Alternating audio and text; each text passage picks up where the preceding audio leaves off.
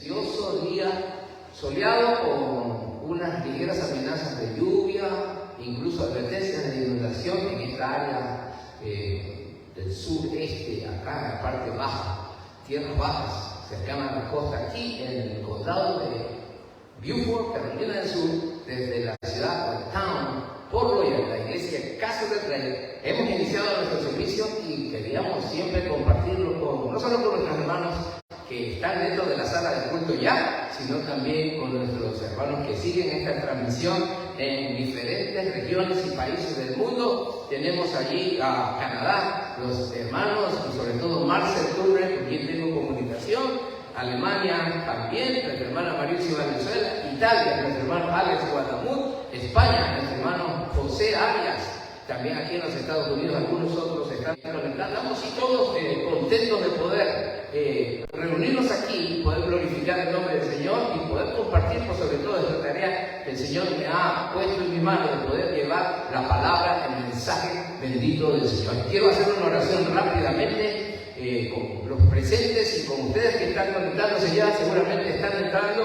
Quiero además invitarles a que usted pueda compartir esta transmisión, este video con sus hermanos en la fe, familiares, amistades, vecinos, que la palabra del Señor, como dijo el apóstol, corra y sea glorificada. Vamos a orar. Padre, gracias por este tiempo especial que nos ayudas cada semana, cada día de nuestra existencia en esta tierra.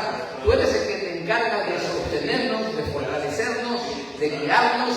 Tú eres el todo y en todos. Y en todos, y por eso en esta mañana, aquí en este lugar, en esta sala de culto, en esta iglesia, Casa del Rey, queremos exaltarte, queremos alabarte con todo nuestro corazón, queremos agradecerte por tus infinitas bondades que cada día tú derramas sobre nuestras vidas, familias, congregaciones, gobernantes y hasta el mundo entero. Te pedimos, Señor, ahora de manera especial, que seas tú tomando mi vida y dirigiendo mis pensamientos y mi palabra, que yo pueda articular las ideas y los pensamientos que tú has puesto en mi corazón para compartir con tu pueblo, y que al final, que durante este servicio, tu nombre siga siendo glorificado. Muchas gracias, Señor. Recibe todo el honor y toda la gloria de parte de tu pueblo en esta mañana, en el nombre bendito de tu Hijo amado Jesús, nuestro Salvador. Y la iglesia dice, vamos a darle un aplauso aquí al Señor y un aplauso allá a todos los que están conectados allá en esta mañana de culto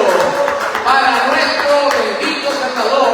Y quiero en esta hora hacer la lectura directamente desde el libro Primera a los Tesalonicenses, en el capítulo 4. Primera a los Tesalonicenses, capítulo 4, desde el versículo 13 en adelante. Les voy a dar unos segundos para aquellos que les gusta abrir la Biblia. Es un buen hábito abrirla, leerla, meditar en los dichos de la palabra del Señor, en los dichos del Señor. Y dice la palabra de Dios así: Primera a Tesalonicenses, o a los Tesalonicenses, capítulo 4, versículo 13 hasta el 18. Vamos a leer. Dice así, bajo el título La venida del Señor: Tampoco queremos, hermanos, que ignoréis acerca de los que duermen, para que no os entristezcáis como los otros que no tienen esperanza. Porque si creemos que Jesús murió y resucitó, así también traerá Dios con Jesús a los que durmieron en Él. Por lo cual os decimos esto en palabra del Señor, que nosotros que vivimos, que habremos quedado hasta la venida del Señor, no precederemos a los que durmieron. Porque el Señor mismo, con voz de mando, con voz de arcángel y con trompeta de Dios, descenderá del cielo, y los muertos en Cristo resucitarán primero. Luego nosotros, los que vivimos, los que hayamos quedado, seremos arrebatados juntamente con ellos en las nubes para recibir al Señor en el aire, y así estaremos siempre con el Señor. Por tanto, alentados los unos a los otros con estas palabras. Gracias, Padre, en el nombre bendito de Jesús. Amén. Decidí cambiar a última hora el título, es el que les aparece ya allí en la transmisión: Una esperanza bendita. Y indiscutiblemente, por la lectura ya realizada, vamos a estar compartiendo acerca de la segunda venida del Señor. Valga la oportunidad para hacer una aclaración. de orden teológico. Nosotros sostenemos y creemos que Cristo vendrá por su iglesia primeramente, donde el mundo no lo verá, pero luego vendrá de manera visible. Es decir, dicho de otra manera, la venida del Señor tiene dos instancias, dos momentos. Lo que se conoce como el arrebatamiento de la iglesia, cuando Él vendrá exclusivamente por su pueblo, y luego pues Él vendrá después de manera visible para establecer su reino milenial. Dios permita que en algún momento, ojalá pronto, podamos detenernos y compartir cada uno de estos acontecimientos de una manera por separado y con más detalle, pero en esta hora me voy a ocupar de lo que es la venida de Cristo por la iglesia.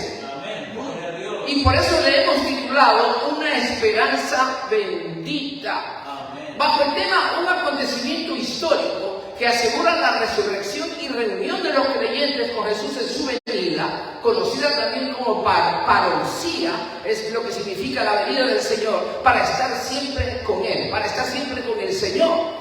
Y el pasaje que hemos leído está dirigido a los tesalonicenses, es palabra del Señor indiscutiblemente, y hay varias referencias, 3 o 4 dentro de esta primera epístola acerca de la venida del Señor. Quiero anticiparles que este tema de la venida del Señor por la iglesia es un tema que está escrito en la palabra del Señor, y la iglesia neotestamentaria, la iglesia primitiva, vivió y vivía siempre bajo la esperanza de la venida del Salvador Jesucristo. Ellos fueron enseñados por Jesús que su venida por su pueblo podría ocurrir en cualquier momento. Por eso la iglesia primitiva, reitero, vivió siempre bajo esta expectativa de que Cristo pudiese y podría aparecer para rescatar a la iglesia, para llevarse a la iglesia de este mundo, sacarla de este mundo en cualquier momento. Y yo quiero bajo esa perspectiva en esta mañana compartir este mensaje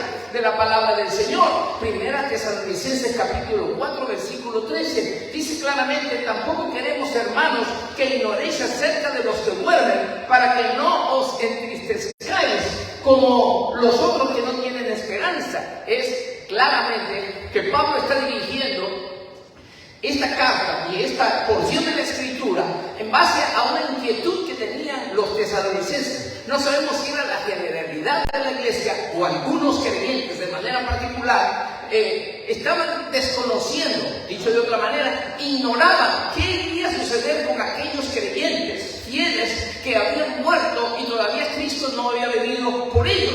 Entonces le hacen esa pregunta y Pablo responde en esta hora diciéndoles que no quiere que ignoren acerca de los que duermen. Y cuando está usando el verbo dormir, en esta ocasión está usando una metáfora para referirse a la muerte. Es decir, dicho de otra manera, los creyentes o ese grupo de creyentes habían fallecido, habían muerto en Cristo, es decir, habían partido de este mundo con la fe en Jesús.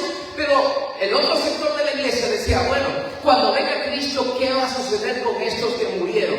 Quiero decirles que los creyentes ignoraban qué sucedía con los que durmieron ante la venida del Señor. Es que algunos de ellos sin duda eran tiernos y estaban influenciados por el paganismo de aquel entonces. Porque esta era una iglesia mayoritariamente pagana e influenciados como estaban por el paganismo. Muchos pensaban, bueno, el pensamiento pagano y materialista es que una vez que alguien se muere, ya se acaba todo. Pero nosotros sabemos, los creyentes, que eso no es así. Que para los que hemos creído hay una vida en el más allá junto a Dios. ¿Cuántos lo creemos así? Para los que hemos creído en Jesucristo, hay una esperanza de una vida en el más allá junto a Dios. Pero en cambio, como dije hace un momento, la iglesia, no solamente en el primer siglo, sino hasta nuestros tiempos, seguimos siendo influenciados y hasta bombardeados a veces por pensamientos, opiniones o criterios que están alejados de la verdad de Dios. Por eso en la iglesia tenemos que tener mucho cuidado. Hubo un poeta romano o latino llamado Catulo que dijo: el sol puede salir y ponerse. Nosotros, cuando acabe nuestra breve luz, dormiremos una noche eterna, decía este poeta. Para que entendamos nosotros el pensamiento pagano, es decir, ellos pensaban, ellos creían que una vez, insisto, alguien partió de este mundo, ya no había más nada que hacer. Y muchos de los tesalonicenses sin duda tenían esta inquietud. Por eso Pablo les dice claramente: que este desconocimiento del destino de los creyentes después de la muerte les estaba ocasionando tristeza. Pablo quiere aclararles y les dice, de alguna manera les dice, está bien que se entristezcan por la partida de algún miembro de su familia o hermano de la fe, pero no debe de ser como la tristeza que es del mundo. Es decir, los que no tienen a Cristo se entristecen por sus parientes y amigos porque no saben que hay una esperanza, porque no creen que hay una vida más allá, y sobre todo para aquellos que tenemos al Señor de nuestro lado, creemos que hay una vida en el más allá, una vida eterna junto a Dios en la eternidad. Le damos un aplauso al Señor Jesucristo. ¡Aleluya! Hay una vida en el más allá junto a Dios. Pablo les está diciendo, no hay que entristecerse como los otros. Los otros se entristecían porque no sabían, porque ignoraban esta esperanza que tiene la iglesia por el Salvador Jesucristo. Pero nosotros, los que hemos creído, tenemos esta esperanza de una vida en el más allá junto a Dios. Para reforzar esta enseñanza, esta aclaración que está haciendo Pablo en esta carta, yo diría, para darles la seguridad a los creyentes de Tesalónica, hace una afirmación teológica importantísima. Dicho sea de paso, valga la oportunidad para decir, nuestros criterios, los criterios de los creyentes, de las iglesias, deben estar alineados a lo que dice la palabra del Señor. Dicho de otra manera, la mejor manera o la mejor forma de despejar cualquier duda que pueda asaltar nuestras mentes o cualquier influencia pagana que pueda tratar de invadir nuestras opiniones y criterios, tenemos que pasarlas por el sedazo de la palabra del Señor. Pablo era un especialista para eso. Por eso le dice en el versículo 14, porque si creemos que Jesús murió y resucitó, así también traerá Dios con Jesús a los que durmieron en Él. Pablo les está diciendo, si nosotros creemos, la base, si creemos nosotros, les dice a los tesalonicenses, si ustedes han creído que Jesús murió y resucitó, lo cual era un hecho histórico comprobado, un hecho histórico comprobado, porque muchos de ellos vieron, y si no vieron personalmente la crucifixión y no vieron personalmente a Cristo resucitado, había entre ellos, Pablo, por ejemplo, el mismo apóstol, que había visto a Cristo resucitado. Y muchos otros que todavía vivían, sin duda, en aquel momento, cuando esta iglesia fue fundada, que fueron testigos de la resurrección de Cristo. Y que algunos de los apóstoles, que sabemos nosotros, estuvieron presentes el día de la crucifixión. Es decir, que hubo suficiente evidencia y suficientes testigos para hablar a favor de la veracidad de estos hechos históricos acerca de la muerte y la resurrección de Jesucristo. Y Pablo les está diciendo a los tesalonicenses, si ustedes han creído como yo, es decir, hemos creído en la muerte y en la resurrección de Jesucristo, también deben de creer que Dios traerá con Jesús a todos los que durmieron en Él. A su nombre, gloria. Esa declaración teológica, esa sustancia bíblica, esta revelación que Pablo les da, que nosotros hemos creído, también les da a los tesalonicenses esa seguridad que efectivamente hay resurrección de entre los muertos. Es decir, que el acontecimiento histórico de Cristo en la resurrección da a los creyentes también la esperanza de la resurrección. Y Pablo era uno de los teólogos de la iglesia del primer siglo que estaba profundamente convencido. Estaba profundamente convencido que así como Cristo resucitó y todo aquel que ha vivido una vida estrecha con el Señor, que ha vivido junto al Señor, que ha vivido para Jesús, que ha creído en el Evangelio, que ha reconocido sus faltas, que tiene a Jesús en su corazón como su Salvador, no queda otra. Jesús va a venir por ese individuo, por ese hombre, por esa mujer, por ese creyente. Es decir, que Pablo les está diciendo, no hay por qué entristecerse. No hay por qué entristecerse, tenemos una verdad, una firme ancla para nuestras almas. Cristo vendrá por aquellos que han muerto en Él. Cristo vendrá para resucitar a todos los que durmieron en Él. A su nombre, gloria. Una declaración teológica que revela el destino de los que duermen en Cristo. Es decir, la muerte y la resurrección de Jesús es la base de la resurrección de los que durmieron en Él. Nosotros podemos, la iglesia podemos y debemos descansar en esa base. Y tenemos allí una teología, una enseñanza bíblica, para decirlo de una manera más suave, sana, que ayuda siempre al creyente a permanecer firme en sus convicciones. Se necesita, y los tesalonicenses necesitaban escuchar una teología sana, que les pueda quitar ese peso o esa preocupación de encima. ¿Me entiende, hermano? Es decir, ignorar cuál será el destino de los que mueren en Cristo. Es decir, bueno, creímos toda la vida en el Salvador, estuvimos todo un tiempo asistiendo al culto, alabando al Señor, pero luego partimos. ¿Qué será de ellos? ¿Qué será de nosotros? Pablo le dice, no hay por qué preocuparse. La resurrección es segura para todos los que partieron. En base a una teología sana, Pablo les aclara la verdad. Al Señor, perdón. En una caricatura llamada Snoopy, que en algún momento todos hemos leído en nuestra infancia, aparecen dos personajes, uno llamado Lucy y otro Linus. Y Lucy está viendo por la ventana un día lluvioso parecido a la amenaza de lluvia que hubo a nuestro alrededor en estos días. Y Lucy está lloviendo a cántaros. Y Lucy dice, vaya, está lloviendo mucho, ojalá que no vayamos a tener como un diluvio. Entonces viene Linus y le responde, un momento, no puede suceder tal cosa, le dice Linus a Lucy, porque dice el libro de Génesis capítulo 9, que no va a haber otra nueva inundación, no va a haber, y que como señal de que el Señor ha dicho que no va a haber, puso la señal del arco iris. Entonces Lucy le responde y le dice a Linus, qué bueno es sacarme este peso de encima. Y luego Linus le dice, es que la teología sana siempre nos ayuda a sacar todo peso de encima. La teología sana nos ayuda a sacar ese peso de encima. Siempre la teología, la palabra de Dios, la revelación divina, va a disipar toda duda, toda inquietud que puede en algún momento asaltar o intentar asaltar, y a veces hasta tratar de persuadirnos y hasta cambiar nuestra manera de pensar.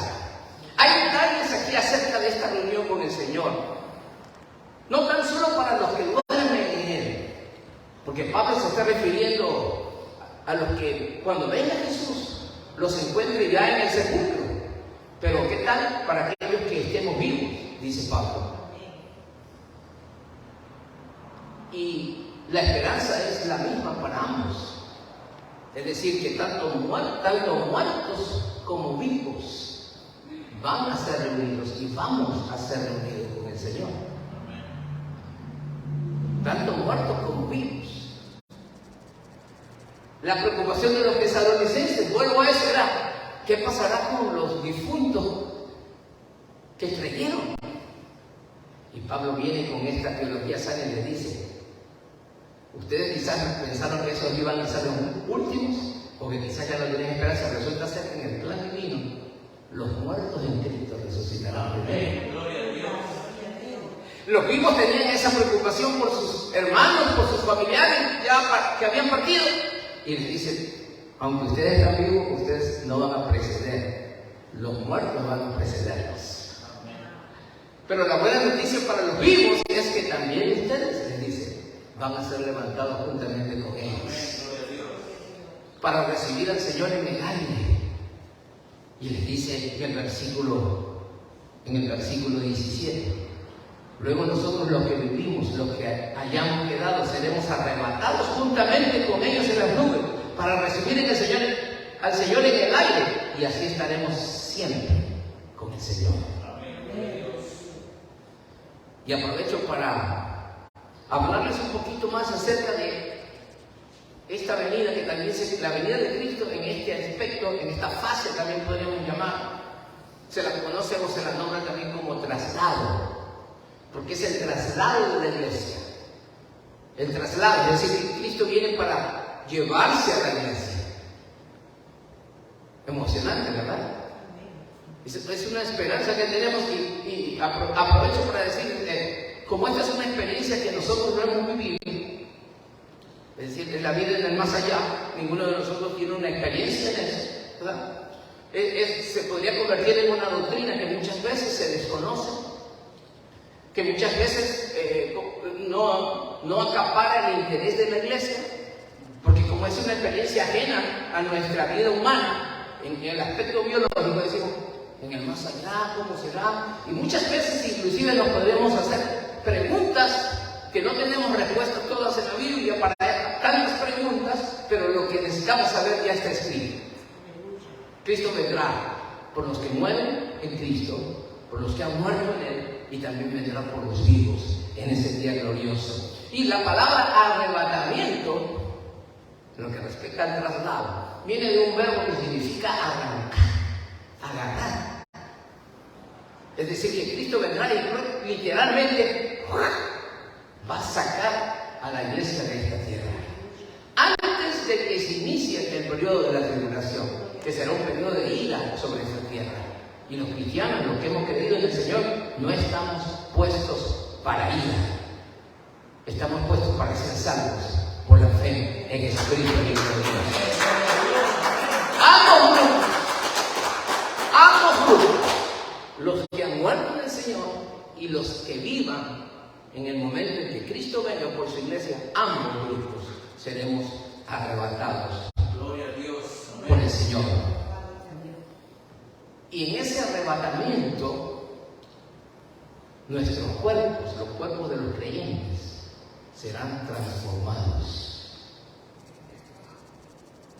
Es cuerpo de humillación, cuerpo de corrupción, pasará a ser transformado en un cuerpo semejante al de la gloria suya, de la gloria del Señor. Porque carne y sangre, aunque estemos vivos en ese momento, no pueden heredar. La carne y sangre no pueden heredar o no pueden heredar el reino de los cielos. Por eso es necesario que nuestros cuerpos se vistan de incorrupción. Amén, gloria a Dios.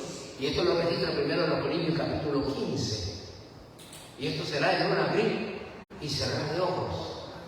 Se tocará trompeta. Como lo leímos hace un momento, con voz de mando, con voz de arcángel. Estos son los detalles. Estoy hablándoles un poquito de los detalles que la Biblia sí nos habla acerca de este acontecimiento. Mientras estemos en la tumba, para los que el Señor los haya en la tumba, estaremos conscientes de ese momento. Nuestros espíritus, nuestras almas están vivos, aunque nuestro cuerpo físico esté muerto, fallecido, pero ese cuerpo será transformado. Y nuestra comunión, nuestra relación con Cristo nunca se perderá. Nunca se perderá. Por eso dice la Escritura ahí, y así estaremos siempre con el Señor. Ausentes en cuerpo, presentes con el Señor en gloria. El Señor es fiel a sus promesas y no nos va a separar de Él. Lo único que separaba a nuestras vidas de Dios es el pecado, pero en Cristo hoy esa brecha, esa separación ha sido quitada. Hoy somos hechos cercanos por medio de la sangre de Cristo Jesús nuestro Salvador. Y con cuerpos transformados iremos a la presencia del Señor y así estaremos para siempre con Él. Esta es una verdadera esperanza bendita. ¿Cuándo nos gozamos por ella? Nos gozamos verdaderamente por esta esperanza de que un buen día Cristo vendrá por su pueblo. Y aunque nuestra experiencia humana no alcance a entender muchas veces cómo será, quiero decirles, esperamos esa venida. Y podría suceder en cualquier momento. Podría suceder en cualquier momento. La iglesia primitiva vivió a la luz de esa esperanza. Todos los días ellos vivieron sirviendo a Dios y en comunión los unos con los otros, confiando en que el Señor podría aparecer en cualquier momento. Es decir, ellos se fueron de este mundo, ¿cierto? Y serán levantados en la resurrección, pero se fueron creyendo que Cristo iba a llegar en ese momento. En cualquier momento podía llegar. Por eso la voz o el anuncio Cristo viene. Maranata, Cristo viene, Cristo viene. Era la voz que se escuchaba dentro de las iglesias y es algo que nosotros debemos estar presentes. Y Jesús les dijo a sus discípulos que aquel día se acerca y les dijo: erguíos, alzad vuestras cabezas, porque vuestra redención está cerca. A su nombre, gloria. Y la redención de la iglesia, mi hermano, está cerca. Más cerca, dijo el apóstol Pablo, el apóstol Pedro, que cuando creímos. Cada vez se acerca. Cristo está a las puertas y la iglesia necesitamos estar preparados. Por eso dice en el versículo 18 final: por tanto, por todo lo dicho, alentaos los unos a los otros con estas palabras. ¿Cuál es la tarea de la iglesia? Alentarnos, animarnos, instar a la iglesia a no desmayar,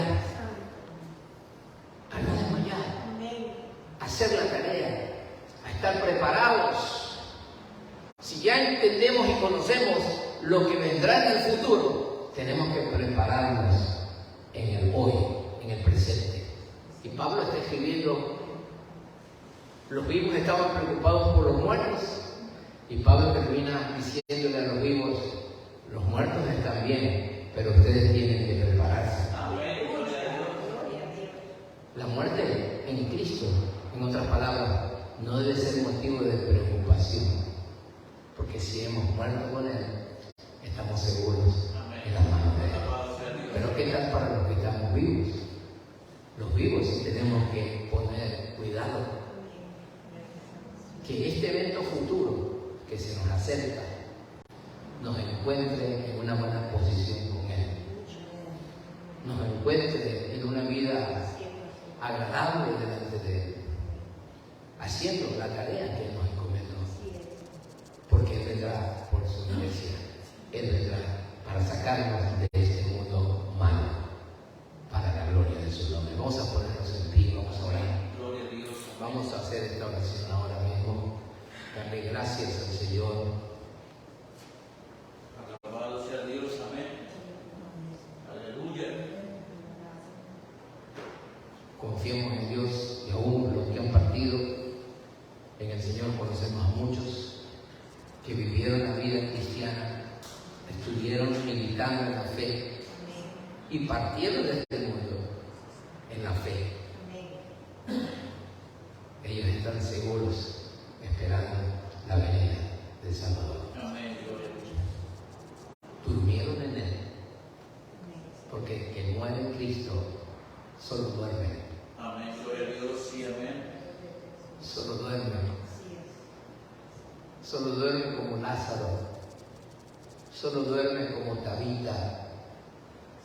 Porque Cristo viene para resucitar a los muertos que murieron, valga la redundancia, en Él. Amén, gloria a Dios. Y Él vendrá por nosotros los vivos. Amén, gloria a Dios. Y estaremos y estamos esperando su venida y sirviendo a Él con todo nuestro corazón. Padre, gracias. Gracias, Dios. Gracias por darnos esta oportunidad de compartir tu palabra. Gracias por lo que estás haciendo en medio de tu pueblo hoy, en todas las latitudes, en todos los rincones del mundo donde se sigue predicando el sagrado Evangelio. Gracias por las verdades que nos motivan, que nos enseñan, aún que nos corrigen, que disipan nuestras dudas o nuestras inquietudes, como el caso de esta declaración poderosa de Pablo, basada en la resurrección de Cristo, nos asegura tu palabra, que es fiel y que no miente, que un buen día nosotros también vamos a resucitar de los muertos. En ese día glorioso de tu aparición, de tu manifestación en los cielos, donde la iglesia será arrebatada, arrancada de esta tierra, porque este mundo no es digno de la iglesia. Sin embargo, nos plantaste aquí para que nosotros podamos llevar este testimonio a todos aquellos que aún no te conocen, de los cuales muchos de nosotros estuvimos también en este mundo, esclavizados en el pecado y en los vicios. Pero un buen día te agradó mostrarnos por tu gracia y darnos esta esperanza. Perdonaste nuestros pecados, hiciste de cada uno de nosotros nuevas criaturas, hombres y mujeres nuevos. Señor, gracias por tu bondad. Estamos aquí para hablar y pregonar y predicar, anunciar y proclamar a los cuatro vientos que Cristo vive, que Cristo sana, que Cristo salva y que Cristo viene pronto por nosotros. Gracias, Padre, en el nombre de Jesús. Y la iglesia dice, Maranatha.